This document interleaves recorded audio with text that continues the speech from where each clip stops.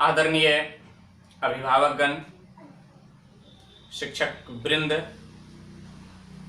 एवं छात्रगण, आज JL सेंसिया mission के YouTube चैनल पर मैं अनिल कुमार मेहता आप सबों के बीच मोटिवेशनल क्लासेज में एक टॉपिक लेकर के आए हैं, जिस टॉपिक का नाम आप जैसा देख रहे हैं, स्टूडेंट्स असफल क्यों होते हैं। स्टूडेंट्स असफल क्यों होते हैं, जिम्मेवार कौन।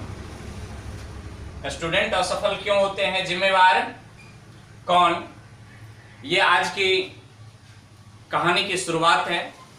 यहीं से आज हम लोग अपनी यात्रा प्रारंभ करेंगे और इसमें देखेंगे जिम्मेवार कौन, गार्जियन है या टीचर हैं या स्वयं स्टूडेंट हैं, अभिभावक या माता पिता हैं, शिक्षक हैं या छात्र खुद हैं। यदि वे असफल होते हैं तो उसके असफलता में किसकी कितनी हिस्सेदारी है, उस असफलता में किसकी कितनी हिस्सेदारी है, आज इसी हिस्सेदारी को हम लोग समझने की प्रयास करेंगे। तो आइए हम लोग प्रारंभ करते हैं। तो इस वीडियो को आप अंत तक निश्चित देखेंगे। यदि यह वीडियो आपके समझ में आ जाए, लगे कि यह सही बात है, ऐसा ही होता है और ऐसा ही होना चाहिए, तो आपको क्या करना है आप जानते हैं। दूसरी बात यहां मैं बता देना चाहूंगा कि मैं कोई मोटिवेशनल स्पीकर नहीं, मैं कोई प्रवक्ता नहीं, मैं कोई विचारक नहीं।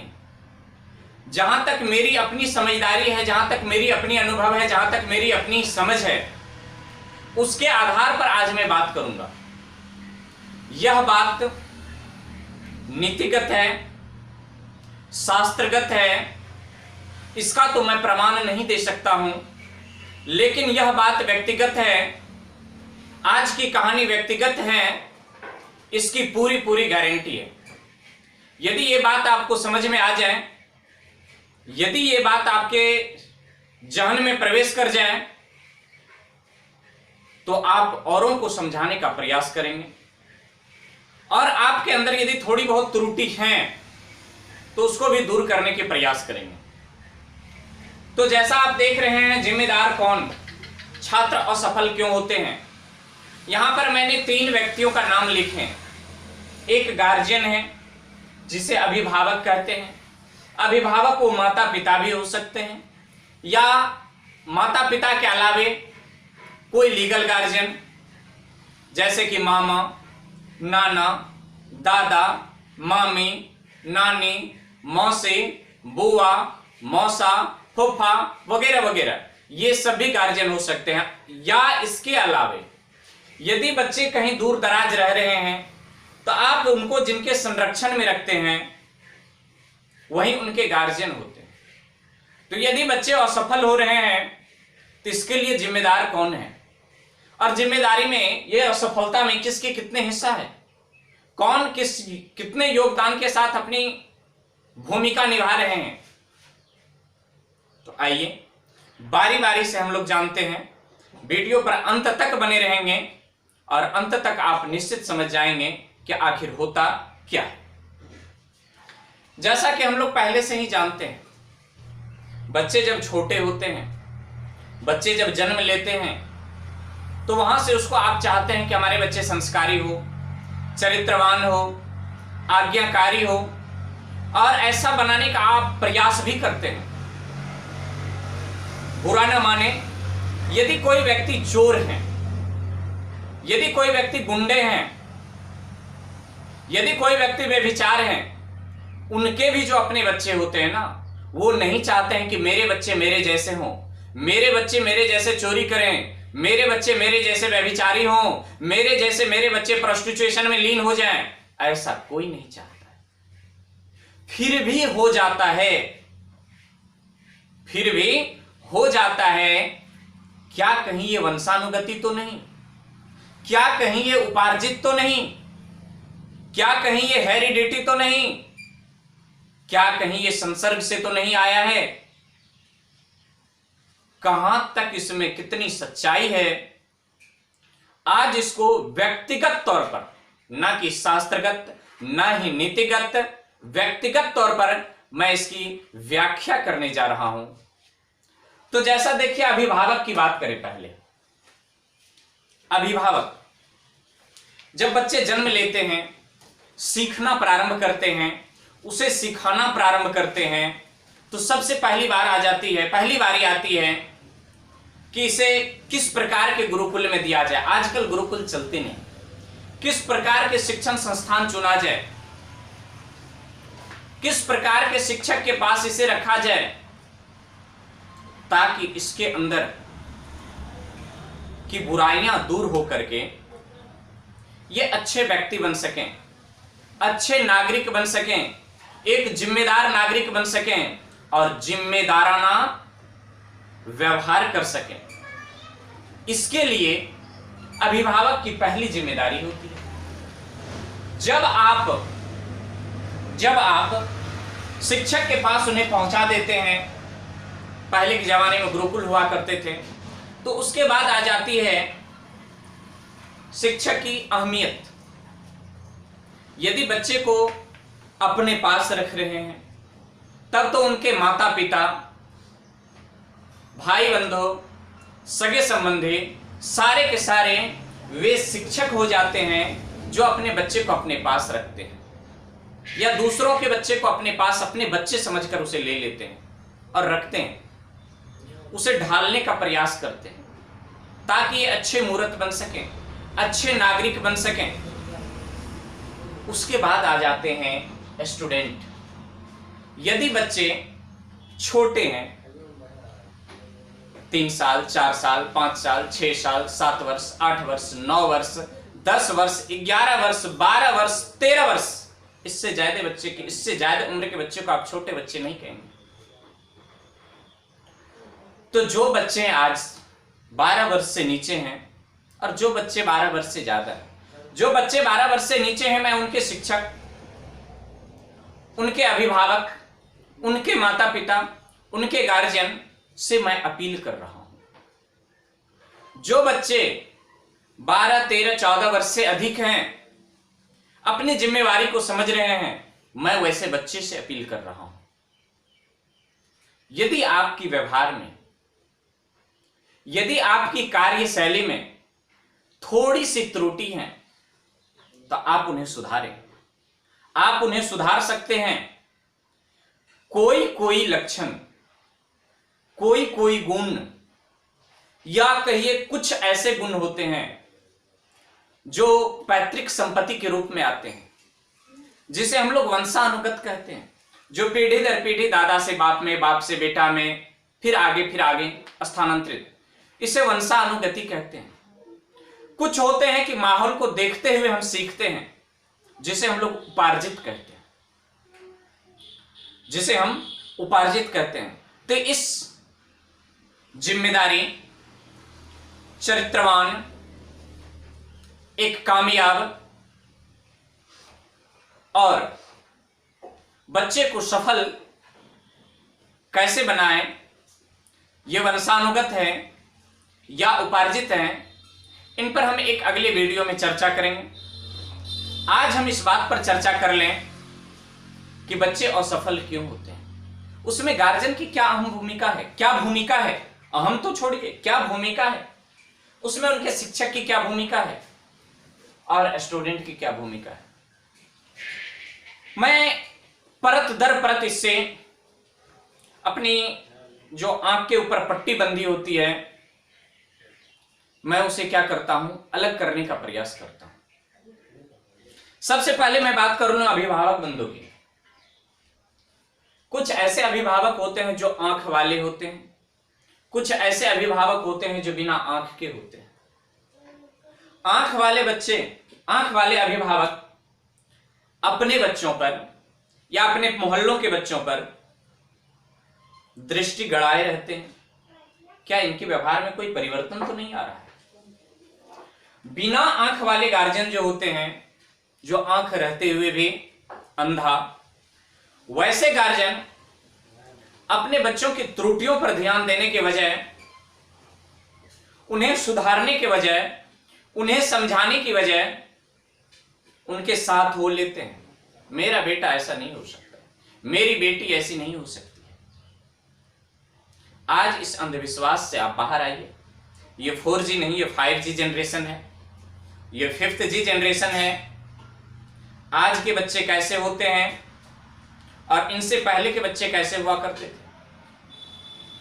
तो बच्चे कैसे होते हैं, कैसे हुआ करते थे, ये तो आप पर निर्भर करता है कि आप कैसे बनाना चाहते हैं, आप कैसे बनाना चाहते हैं उसे। आप चाहते हैं, आजकल के समय में हर एक माता पिता सोचते हैं कि मेरे बच्चे की तुलना करते हैं कि रामचंद्र के जैसे आजकल कोई बेटा होता ही नहीं है, सीता की जैसी आजकल कोई बेटी होती ही नहीं है। तो मैं जानकारी के लिए बता दूं, दशरथ के जैसे पिता भी तो नहीं है, जनक के जैसे पिता भी तो नहीं है, कौशल्या जैसी माता तो नहीं है, आजकल की बहुएं ऐसी नहीं होती है, कौशल्या जैसी सास भी तो नहीं है। तो यदि आप अपने बच्चे को राम के जैसे संस्कारी, सीता जैसी संस्कारी बनाना चाहते हैं, तो सबसे पहले आपको दशरथ बन के खड़ा होना होगा, आपको जनक बन के खड़ा होना होगा। आइए, वो कुछ और बात हुआ करते थे, आजकल कुछ और बातें हुआ करते हैं, उस पर हम लोग चर्चा नहीं करें, क्योंकि वो माहौल, वो स्थिति आज नहीं आ सकती है। आज ये दूसरी स्थिति में हम लोग दूसरे जनरेशन में जी रहे हैं। इस जनरेशन में जिसकी अहमियत है वो है शिक्षा, और दुनिया की तमाम खुशियां इस शिक्षा के माध्यम से बटोरी जा सकती है। दुनिया की तमाम खुशियों को इस शिक्षा के माध्यम से बटोरी जाती है, जा सकती है, बशर्ते कि बच्चे क्या हो जाएं, इस क्षेत्र में सफल हो जाएं। तो यदि आप बच्चे को सफल बनाना चाहते हैं, यदि आप बच्चे को एक कामयाब बनाना चाहते हैं, एक जिम्मेदार नागरिक बनाना चाहते हैं, क्योंकि बच्चे देश के भविष्य होते हैं और ये आपके हाथ में होते हैं सबसे पहले कि हमारे देश की भविष्य कैसी होगी। पहले आपके भविष्य, आपके बच्चे के भविष्य, आपके परिवार के भविष्य, आपके समाज के भविष्य, फिर आपके देश की भविष्य। तो आप बना सकते हैं अपने देश के भविष्य को। कैसे बनाएं? तो अभिभावक की मूल कर्तव्य क्या होनी चाहिए? क्या बच्चों को डांटना चाहिए? नहीं। क्या बच्चों को खुली छूट दे देनी चाहिए? यह भी 100% सही नहीं। तो क्या करना चाहिए? तो बच्चों को डांटना भी आवश्यक है, बच्चों को दुलाराना, दुलार करना भी आवश्यक है, और उसका दिशा निर्देश करना भी आवश्यक है। इन तमाम बातों को आप सब समझ रहे हैं। मैं जो समझाने का प्रयास कर रहा हूं, आप उसे समझिए, आप उसे समझिए। आप अपने बच्चों को कहीं पर पढ़ने के लिए भेजते हैं, क्या आपका बच्चा पढ़ता है? इसका मूल्यांकन कौन करेगा? इसका मूल्यांकन कौन करेगा? क्या आपका बच्चा पढ़ता है या नहीं पढ़ता है? तो हमारे लोकल क्षेत्र में, हमारे ग्रामीण एरिया में क्या होती है, यह मैं बता रहा हूं। गार्जियन की, अभिभावकों की भाषा, मैं क्या कर सकता हूं, मेरी जहां तक क्षमता है, मेरा जहां तक औकात है, मैं उतना तो कर रहा हूं। मैं इन्हें कॉपी, कलम, स्लेट, पेंसिल, किताबें, पढ़ाई से संबंधित जो भी सामग्री की आवश्यकता होती है, मैं इसे तो समय समय पर पूरा कर रहा हूं। इसे मैंने ट्यूशन भी धरवा दिया है, कोचिंग संस्थान में भी एडमिशन करवा दिए हैं, पब्लिक स्कूल तक भी ज्वाइन करवा दिए हैं, फिर भी मेरे बच्चे पढ़ नहीं पा रहे हैं। मैं ऐसा क्यों कह रहा हूं? ऐसी मेरे दिमाग में ऐसी कौन सी बात आ गई, ऐसे ऐसे मेरे पास 3 से 4 गार्जियन ऐसे मिले हैं जिनके पास किसी चीज की कमी नहीं है। क्या वो गार्जियन शिक्षित नहीं है? वेल एजुकेटेड है, वेल एजुकेटेड, उच्च शिक्षा ग्रहण किए हुए हैं। क्या उनके पास संपत्ति नहीं है? अपार संपत्ति है, फिर भी बच्चे नहीं पढ़ रहे हैं। कमी कहां है? क्या गार्जियन की शिक्षा बच्चों में स्थानांतरित हो जाएगी? यही तो वंशानुगति नहीं है। क्या संपत्ति से, रुपया पैसा से क्या बच्चे शिक्षित हो जाएंगे? यदि ऐसा होता तो देश के सर्वश्रेष्ठ पोस्ट आईएएस ऑफिसर जितने भी होते हैं ना, वो सभी धनी मनी के बेटे होते हैं। अखबार में, न्यूज़पेपर में आपको सुनने को नहीं मिलता क्या ठेला चलाने वाला का बेटा आईएएस बन गया है, सब्जी बेचने वाला का बेटा कल डीएम बन गया है, और क्या कहते हैं, मजदूरी करने वाले की बेटी आज एसडीएम बन गए हैं। यह आपको सुनने को नहीं मिलता, क्योंकि उस पर किनकी अधिकार होती? पूंजीपतियों की आधिपत्य होती है। लेकिन ऐसा कुछ नहीं होता है। पैसों से शिक्षा नहीं खरीदी जाती है। ये किसी किराना स्टोर में, किसी खाद बीज के स्टोर में, किसी गिट्टी छड़ के स्टोर में, ये किसी पुस्तक भंडार में ये सारी चीजें नहीं मिलती है। ये किसी शिक्षण संस्थान में मिलती है। आप तो पहले ही कह दिए कि मैंने इसी शिक्षण संस्थान में ज्वाइन करवा दिया। उनसे पहले मेरी बात तो याद कीजिए। मैंने भी कहा कि आप तो उसे स्कूल ज्वाइन करवा दिए, क्या वो पढ़ता है? इसका मूल्यांकन करना किसका जिम्मेवारी है? जिम्मेदार कौन? बच्चे असफल होते हैं, जिम्मेदार कौन? पीछे लिखी हुई जिम्मेदार कौन? तो आप अपने जिम्मेदारी से मुंह चुरा रहे हैं, आप अपने जिम्मेदारी से पीछे हट रहे हैं। बच्चे को आप स्लेट, पेंसिल, पढ़ाई से संबंधित सारी सामग्री उपलब्ध करवा रहे हैं, फिर भी आप उनका मूल्यांकन नहीं करते हैं। तो मूल्यांकन की जब बारी आती है तो आप क्या कह के टाल देते हैं? मैं क्या करूं, उसे के पीछे लटके रहूं? मेरा कोई काम धंधा नहीं है, काम धंधा चौपट करके मैं क्या करूं? इसके पीछे लगे रहूं? मेरा रोजी रोटी चलेगा ऐसे में? नहीं चलेगा। मैं भी कहता हूं नहीं चलेगा। तो करे क्या? ये कमाते किस लिए हैं? मर जाएंगे तो ये सारे के सारे चीज कपाड़ पर लेकर के जाएंगे। बच्चे चरित्रवान नहीं बने, बच्चे संस्कारी नहीं हुए, बच्चे शिक्षित नहीं हुए, जो शिक्षा आप उसे देना चाहते हैं वो शिक्षा ग्रहण नहीं कर पाए। क्या आपके कामकाज से निपट जाएंगे ये सारी चीज? माना कि परिवार के विकास के लिए कमाना आवश्यक है, लेकिन भविष्य के निर्माण के लिए मूल्यांकन भी तो आवश्यक है। तो आप क्यों नहीं समय समय पर मूल्यांकन करते हैं? क्या आप में वो क्षमता नहीं है? जब बारी आती है क्षमता की मैं मूल्यांकन कैसे करूं, मैं मूल्यांकन कैसे करूं, तो जब बारी आती है इसकी तो आप कहते हैं मैं उतना पढ़ा लिखा नहीं। कौन कहता है कि आप पढ़े लिखे नहीं? केवल किताबी ज्ञान तो पढ़ना लिखना नहीं है ना। केवल किताबी ज्ञान, physics, chemistry, biology, history, civics, geography, mathematics, Hindi, Sanskrit इत्यादि इत्यादि विषयों की जानकारी ही तो शिक्षा नहीं है। बुरा न माने, आप तो इतने बड़े शिक्षित हैं। आप कहते हैं कि मैं शिक्षित नहीं हूं। मैं कहता हूं कि आप इतने बड़े शिक्षित हैं कि बायोलॉजिकल प्रोसेस तो खुद से कर लेते हैं। क्या किसी ने आपको डेमो दी है? नहीं ना। वो तो बायोलॉजिकल फेनोमेना है। बायोलॉजी की जानकारी के बिना लगता है कि वो सारी चीज अधूरा है, फिर भी आप वो काम कर रहे हैं,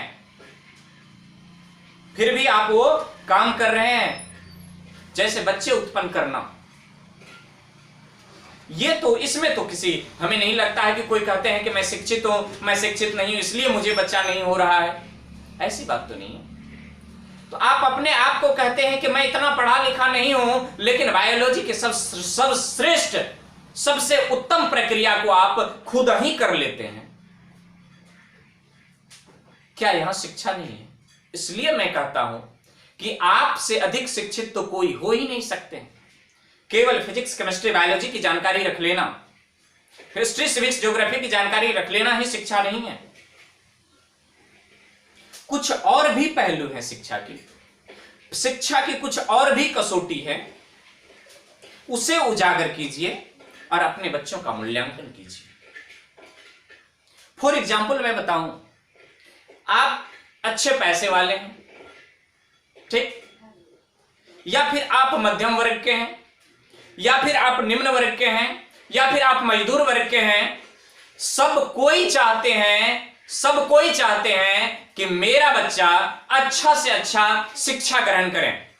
इसके लिए अपने संपत्ति को बेच करके, अपने शरीर को बेच करके, अपने आप को बेच करके, श्रम बेचना क्या है? अपने आप को बेचना ही तो है।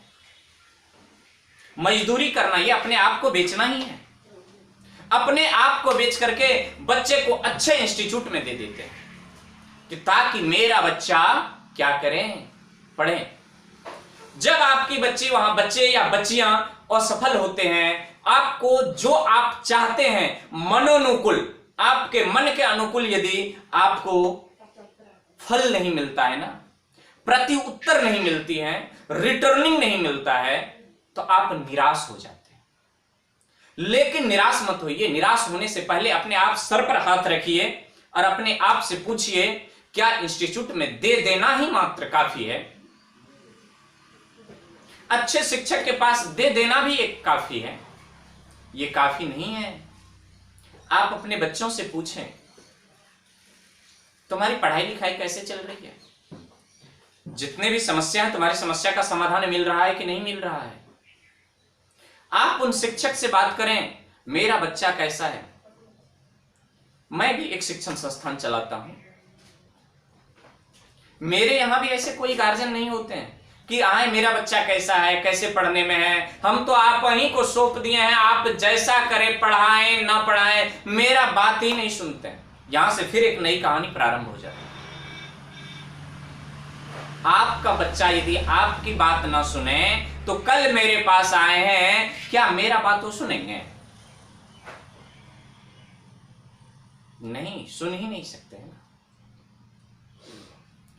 तो आप अपने बच्चे का 100 समय मूल्यांकन करें। बच्चे यदि school, college, coaching institute, tuition वगैरह से आते हैं तो उनसे पूछें कि आज क्या आपकी पढ़ाई हुई? क्या इतना भी आपके पास समय नहीं है? आप इतना व्यस्त रहने लगे हैं? किसके लिए ये व्यस्तता? किसके लिए? कम से कम थोड़ा तो समय निकालिए और वो समय निकाल करके अपने बच्चों पर दीजिए और उनसे पूछिए कि आज तुमने क्या सीखा, आज तुमने क्या समझा, कहीं पर तुम्हें दिक्कत हुई क्या, किसी विषय को समझने में कोई समस्या है? यदि बच्चे कहते हैं हाँ समस्या है, तो तत्क्षण उस समस्या को दूर करें। यदि आपके पास उनकी जानकारी हो तो आप उसे दूर करें, अन्यथा विषय संबंधित शिक्षक से बात करें, अन्यथा आपके अड़ोस पड़ोस, परिवार वगैरह वगैरह जो भी हो, इनसे मिलकर के बच्चों की समस्या को दूर करने का प्रयास करें। क्या आपने ऐसा किया? नहीं किया, अतः आपके बच्चे क्या हो जाते हैं? असफल हो जाते हैं। पहले तो आप असफल हो रहे हैं ना, तो बच्चे असफल होते हैं। संस्कार, शिक्षा, चरित्र ये वंशानुगत नहीं हो सकते हैं, लेकिन असफलता तो वंशानुगत आपको देखने मिल रहा है। देखने को आप असफल हो गए, बच्चों के मूल्यांकन नहीं किए, यही वंशावली वंशानुगत चला है, पेढ़ी दर पेढ़ी स्थानांतरित है और आपके बच्चे असफल हो गए। आप मूल्यांकन करने में असफल, उधर आपके बच्चे हैं असफल। आपके बच्चों का मूल्यांकन कोई शिक्षक नहीं करेंगे। आपको एक बच्चे हैं, 2 बच्चे हैं, 3 बच्चे हैं, और किसी टीचर के पास, किसी शिक्षक के पास सैकड़ों बच्चे हैं, हजारों बच्चे हैं। यदि एक मिनट करके भी एक बच्चे के लिए वो इंटरव्यू लेना प्रारंभ करें, संभव नहीं है। वो करते हैं क्या? इंटरव्यू लेते हैं, वो जानते हैं, जानकारी बटोरने का प्रयास करते हैं कि कौन बच्चा कितने पानी में है, कितना समझता है, तो वो सामूहिक टेस्ट ले लेते हैं। क्या इससे बच्चे की व्यक्तिगत मूल्यांकन होती है? नहीं हो पाती है ना। व्यक्तिगत मूल्यांकन करेगा कौन? व्यक्तिगत मूल्यांकन करेंगे आप। ये तो लोकल क्षेत्र की बात किया मैंने।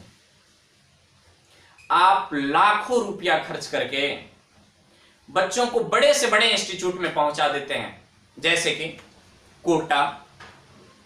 कोटा एक ऐसी स्थान है जहां पर कई संस्थान हैं और अच्छे, मैं कोटा की तौहीन नहीं कर रहा हूं, वहां अच्छे से अच्छे योग्य शिक्षक हैं। क्या हमारे लोकल क्षेत्र में योग्य नहीं है? वह एक शिक्षा का हब बन चुका है। तो जो भी गुणी व्यक्ति होते हैं सबसे पहले अपने भविष्य को आजमाने के लिए उन्हीं की ओर मुड़ जाते हैं और वहां जाकर के एक माहौल सा बन चुका है। इसलिए कोटा प्रसिद्ध है, इसलिए कोटा प्रसिद्ध है।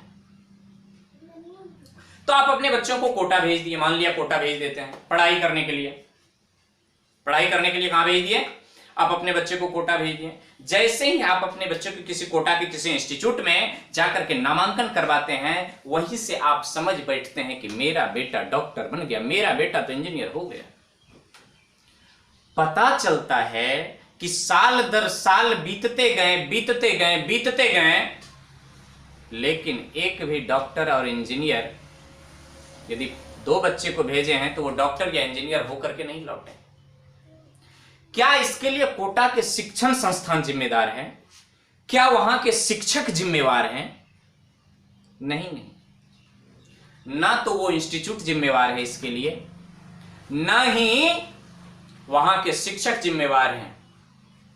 याद कीजिए ना, नीट के टॉपर, एम्स के टॉपर, जिपमर के टॉपर, जेई मेन के टॉपर, जेई एडवांस के टॉपर, वो भी तो उसी शिक्षण संस्थान से आए हैं, उसी कोटा के अंतर्गत आए हैं, उसी कोटा के अंतर्गत। और उन्हीं शिक्षकों से तो ग्रहण की है शिक्षा। आप क्यों नहीं उनके सफलता की राज जानने का प्रयास करते हैं?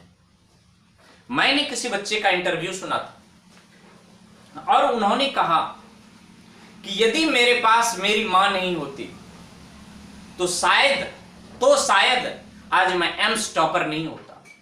यदि मेरे पास मेरे भाई नहीं रहते तो शायद मैं एम्स टॉपर नहीं होता। यदि मेरा सहयोग मेरे पिताजी नहीं किए होते, पैसे से नहीं, पढ़ाई में, तो आज मैं नीट टॉपर नहीं होता, आज मैं नीट आईआईटी टॉपर नहीं होते। तो सफलता के पीछे तो किसी न किसी का हाथ है जी। किसी न किसी के भाई का हाथ है तो किसी न किसी के माता के हाथ है, किसी न किसी के पिता के हाथ है। वो भाई, वो माता, वो पिता आदरणीय है, मैं उसे सत सत नमन करता हूं। मैं ऐसे भाई, ऐसे माता, ऐसे पिता को सत सत नमन करता हूं जो बच्चों के लिए अपने सर्वस्व निछावर कर दिए हैं। निछावर करना कमा करके उसे पैसा दे देना ही नहीं होता है, उसे सहयोग होती है, सहयोग की आवश्यकता होती है। आप वही तो नहीं कर रहे हैं। आप वो कीजिए, बच्चे का 100 समय मूल्यांकन कीजिए। मैं अपने एरिया की बात करूं, बहुत ऐसे अभिभावक हैं, वेल एजुकेटेड हैं, एम्प्लॉयड हैं, क्या कहते हैं कि उसके संपत्ति के मायने में भी अच्छे खासे हैं, वे भी अपने बच्चे को दिए हैं।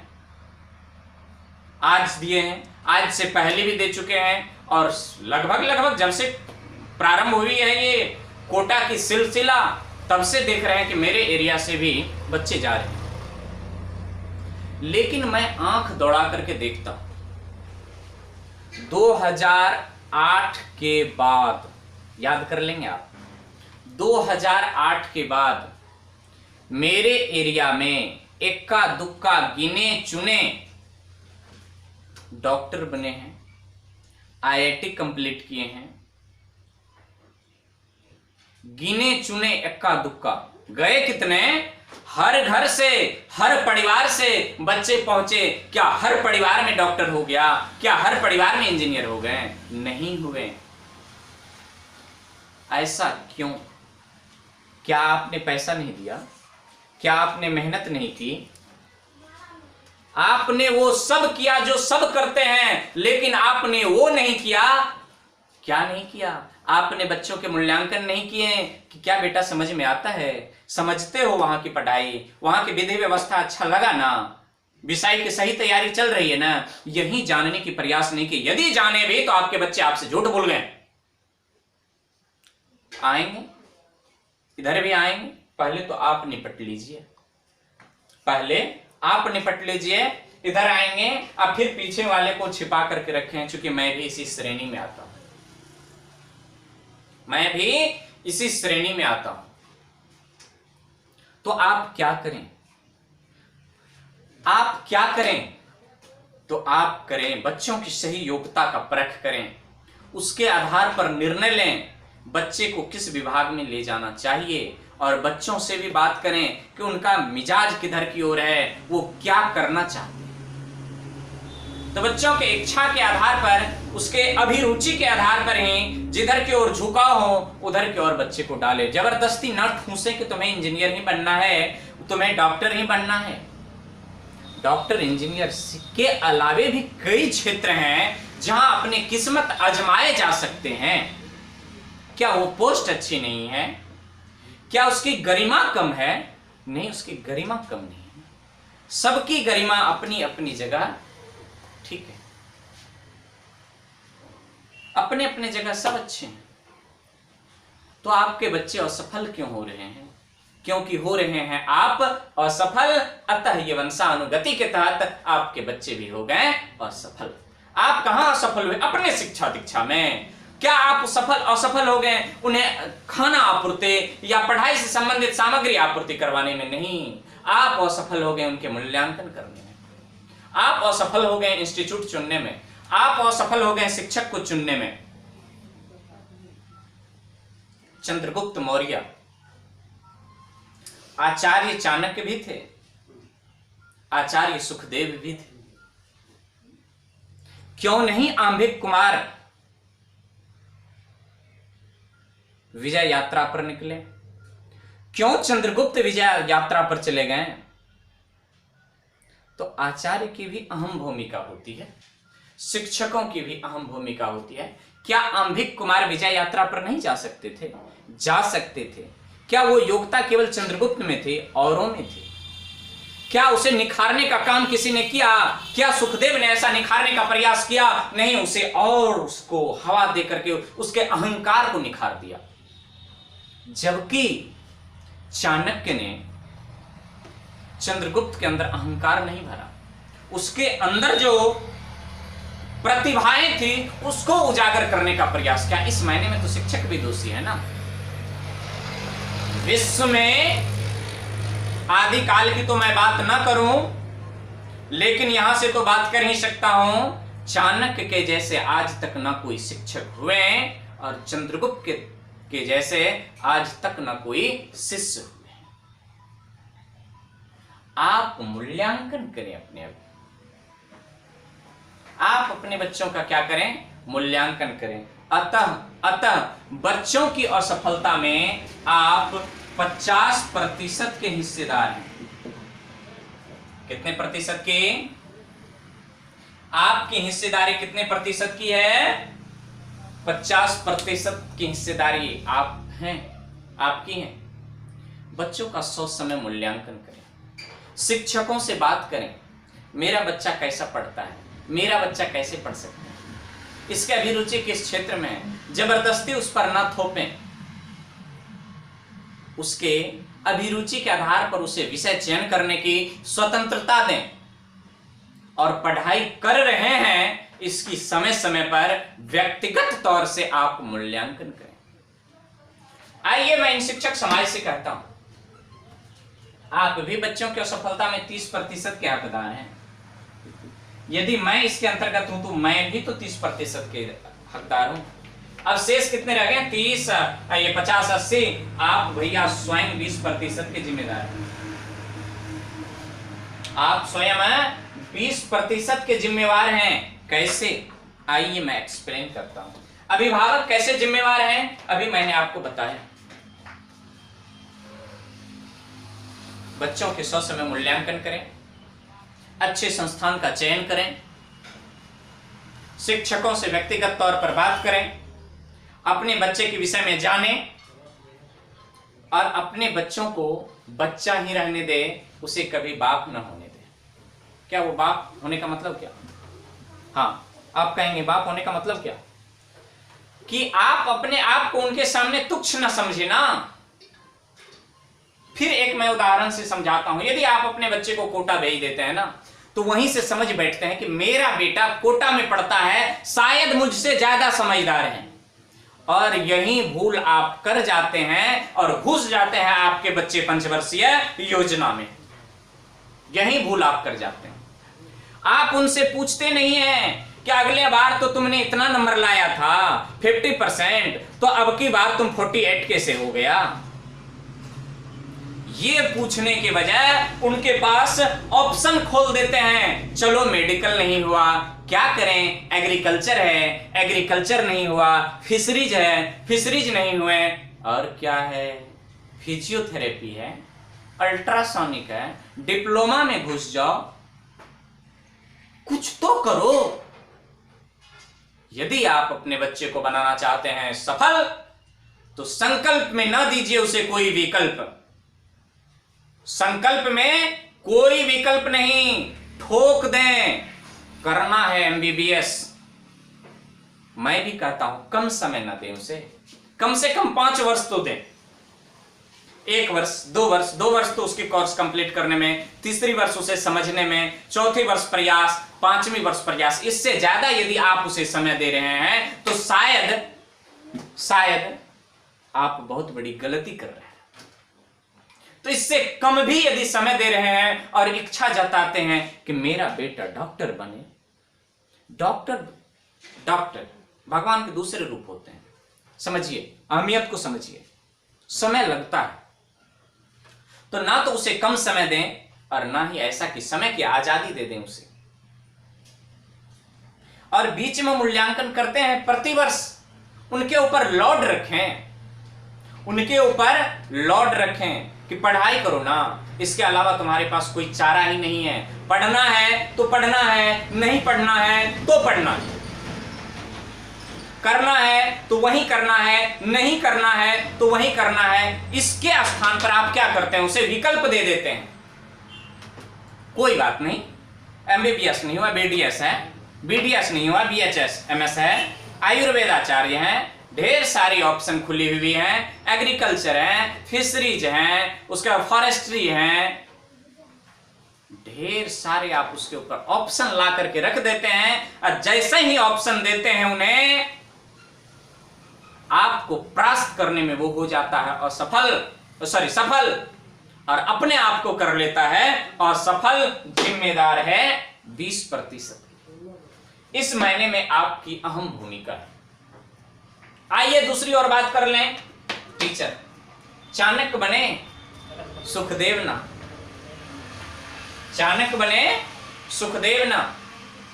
बहुत सारे ऐसे शिक्षक होते हैं। आजकल मैं बताऊं, मैं भी एक संस्था संचालक हूं, मैं भी एक संस्थान चलाता हूं और YouTube पर अपना चैनल जेएल सेंसिया मिशन के नाम से है।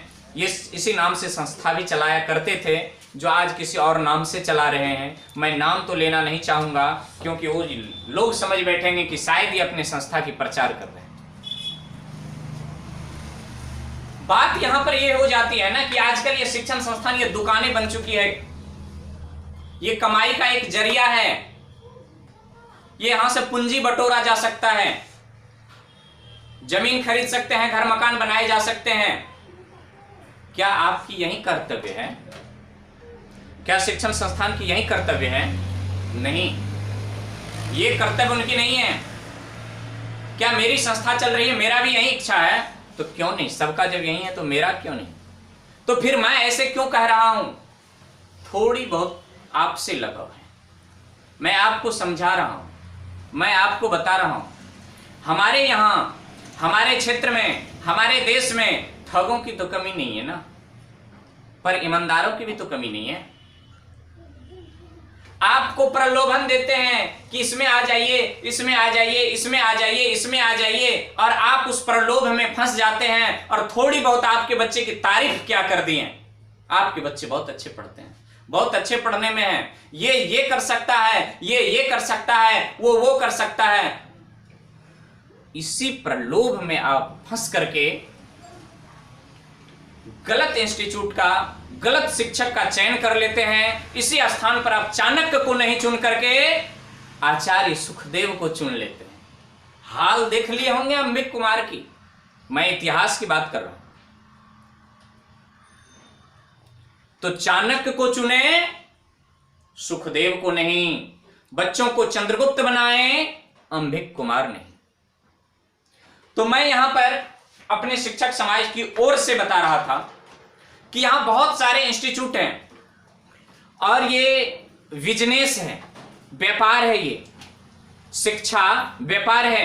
Bharat is my home doctor Zakir Hussain ने बड़ी खूबसूरती से लिखी है। Education is the business. आप पढ़ लेंगे क्लास 12 के इंग्लिश दूसरा chapter Bharat is my home. तो बिजनेस, एजुकेशन बिजनेस के बारे में डॉक्टर जाकिर हुसैन बड़ी खूबसूरती से व्याख्या किए हैं। सुने होंगे, नहीं सुने तो आप किसी और से सुन लेंगे, हमसे ना सुने ये चीज। तो यहां पर आप शिक्षण संस्थान चुनने में क्या कर जाते हैं, फेल हो जाते हैं और बच्चे को भेज देते हैं अत्र तत्र, जहां भेजना हो आपको वहां भेज देते हैं। वहां के शिक्षक आपके बच्चे की सही मूल्यांकन करने के बजाय आपके बच्चों को बहकावे में ले जाते हैं। क्या वो गलत रास्ते पर ले जाते हैं? नहीं, विषय वस्तु से संबंधित उसे यदि वो बच्चे तैयार नहीं कर रहे हैं, तैयारी नहीं कर रहे हैं, पाठ तैयार करके नहीं आते हैं, होमवर्क तैयार करके नहीं आते हैं, तो गुरुकुल में हुआ करते थे उसे सजा देना, शारीरिक सजा देना। ये तो आजकल हर जगह इस परंपरा का तो उठान ही हो गया। पढ़ोगे तो पढ़ोगे, नहीं तो कह देता है मेरा क्या लोगे, मेरा कुछ नहीं लेकर के जाओगे। शिक्षकों की ऐसी भाषा नहीं होनी चाहिए। जब यहां आए हो तो तुम पढ़ करके ही जाओगे, शिक्षा ग्रहण करके ही जाओगे। यदि यहां रह गए तो तुम्हें पढ़ना ही होगा और तुम पढ़ करके ही जाओगे। यही भाषा है। मैं तमाम शिक्षक समाज की ओर से नहीं, पहले ही बता दिया था, ये मेरी व्यक्तिगत राय है, व्यक्तिगत राय है। ये शास्त्रगत नहीं है, ये नीतिगत नहीं है, ये व्यक्तिगत है। यदि आपको लगे ये अच्छी है तो ये शास्त्रगत भी हो सकती है, ये नीतिगत भी हो सकती है। मैं अपनी ओर से शास्त्रगत और नीतिगत की प्रमाणता नहीं देता हूं, व्यक्तिगत बात है ये मेरी। तो बच्चों की तारीफ करने में शिक्षक लग जाते हैं। क्यों? क्योंकि बच्चे उनके पास बने रहें और समय समय पर हरी हरी नोट आप उनके पॉकेट में डालते रहें। यही उनकी पूंजी है, यही उनकी सिद्धांत है। आप कहेंगे क्या आपका ये सिद्धांत नहीं है? तो मैं कहूंगा नहीं, ये मेरा सिद्धांत नहीं है। इस सिद्धांत पर मैं नहीं चलता हूं कि मैं आपके बच्चों का तारीफ कर दूं कि नहीं आपका बच्चा बहुत पढ़ता है, बहुत अच्छा है, पढ़ने में तो A1 है, आपके बच्चे के जैसे कोई बच्चा ही नहीं है, अच्छा करेगा, फर्स्ट डिवीजन की तो गारंटी है। आजकल डिवीजन की मार चलती है, फर्स्ट डिवीजन की तो गारंटी है। मैं ये नहीं दे सकता हूं, मैं इस बात की गारंटी नहीं दे सकता। इस मायने में मेरी सिद्धांत थोड़ी औरों से अलग है। आप मेरे यहां बच्चे दिए हैं तो इनके साथ साथ मुझे 3 चीज दीजिए। कितने? 3 चीज और दें। बच्चा तो दिए हैं, साथ साथ उनके फी भी दे दें। हाँ, 2 चीज तो हो गए और तीसरी चीज उसकी पूरा ब्यौरा जांच पड़ताल करने की मुझे आजादी दे दें कि किस आधार पर कहां किस तरह से ये गिर रहा है। इस चीज की आप मुझे आजादी दे दें, तभी आप मेरे पास अपने बच्चे को दें। अन्यथा देखिए दुकानें तो बहुत हैं, दुकानें बहुत हैं।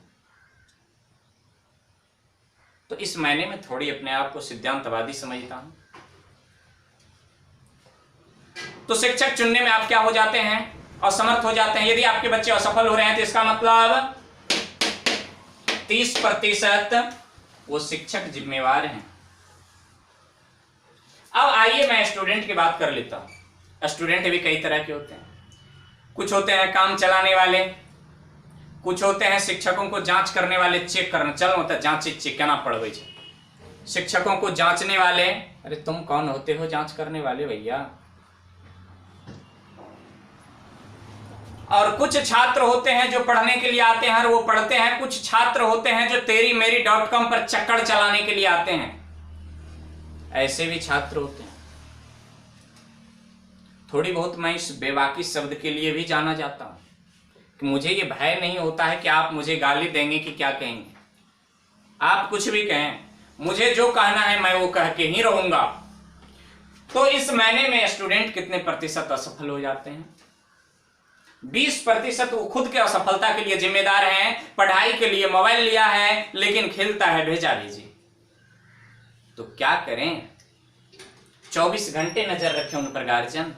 तो इस महीने में थोड़ी स्वयं बरतना है, संयम बरतना है। और छात्रों को चाहिए कि अपने दादा परदादा के बातों को याद रखें। क्या कहते हैं? पढ़ाई एक तपस्या है। मैं भी कहता हूं पढ़ाई एक तपस्या है, और हां यह एक तपस्या है।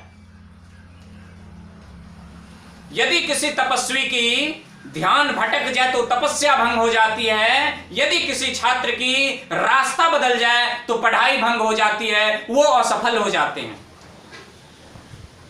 और रास्ता भटकने का तो कई जरिया हैं। उनके अपने मित्र हैं, उनके अपने क्लासमेट हैं, उनके अपने फैमिली हैं, कम्युनिकेशन सिस्टम है, व्हाट्सएप है, फेसबुक है, टेलीग्राम है, मोबाइल फोन है, कॉल है, इत्यादि वगैरह वगैरह। तो ये सारे कम्युनिकेशन के जरिए जो है डिस्टर्बिंग के, तो तपस्वी का तपस्या भंग करने वाले इंद्रलोक से अप्सराएं आया करती थी। तो यहां छात्रों की शिक्षा को भंग करने के लिए यही कम्युनिकेशन है, अप्सरा रूपी कम्युनिकेशन। तो इस पर कौन? आपके गार्जियन आपको साधेंगे? नहीं ना। इस पर आपको मन बनाना है कि मैं मेडिकल का तैयारी कर रहा हूं और क्या कर रहा हूं, मुझे इंजीनियरिंग की तैयारी करना और मैं क्या कर रहा हूं। इस महीने में अपने आप को साधें और 20% पर क्रॉस का चिन्ह लगवा लें कि भैया मैं जिम्मेदार नहीं। और जब आप जिम्मेदार नहीं हैं तो शिक्षक भी जिम्मेदार नहीं होंगे, आपके अभिभावक भी जिम्मेदार नहीं होंगे, और आप हो जाएंगे असफल। संभव ही नहीं है, आप असफल हो जाएंगे। आप 100% सफल होंगे।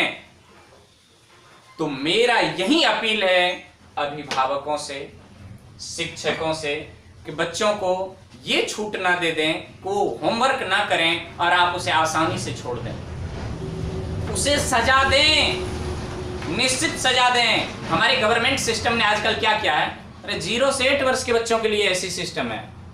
फिर बड़ों बच्चों को कहेगा कि नहीं ऐसी सजा ना दे। यदि आपके वो छात्र हैं, यदि वो आपके स्टूडेंट हैं, आप उसे सजा देने के, दंड देने के अधिकारी भी हैं। कहते हैं बच्चे बड़े हो गए हैं, दंड देंगे, वो कुछ बोल देगा, इसका मतलब वो आपका स्टूडेंट नहीं है, वो आपका छात्र नहीं है। जो बच्चे आपके दंड देने पर प्रति उत्तर दे दें, वैसे बच्चे को आप क्यों पढ़ाते हैं? आप ना पढ़ाएं वैसे बच्चे। अपनी गरिमा को बचाइए।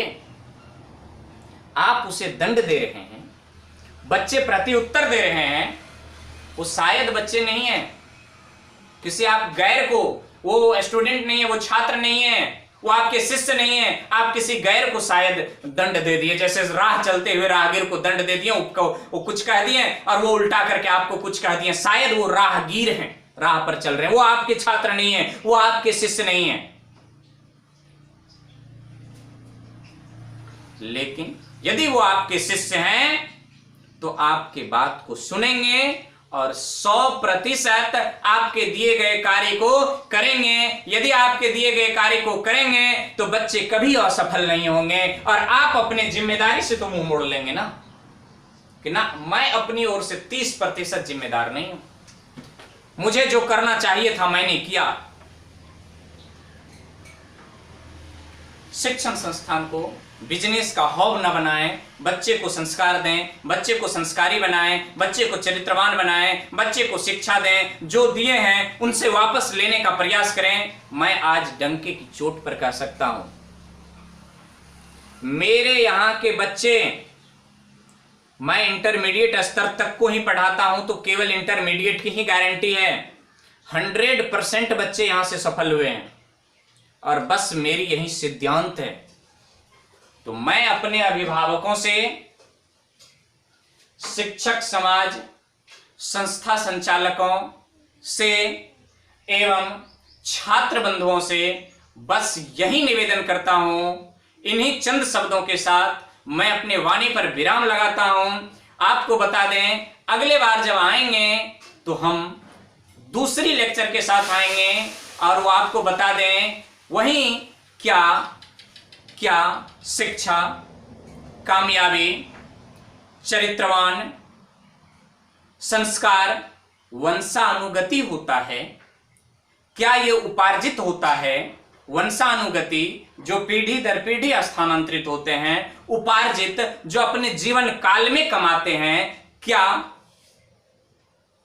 संस्कार, चरित्र निर्माण ये उपार्जित हो सकता है? तो अगले लेक्चर में हम आएंगे, अगली वीडियो में आएंगे, क्या ये सारे गुण आज्ञाकारी होना, चरित्रवान होना, कामयाब होना, शिक्षित होना, संस्कारी होना, ये वंशानुगति है या उपार्जित? वंशानुगति जो पीढ़ी दर पीढ़ी आए, उपार्जित जो अपने जीवन काल में आपने अर्जित किया है उसी को उपार्जित कहते हैं। लेमार्कवाद का यह सिद्धांत है, मैं बायोलॉजी के आधार पर यह बातें कर रहा हूं।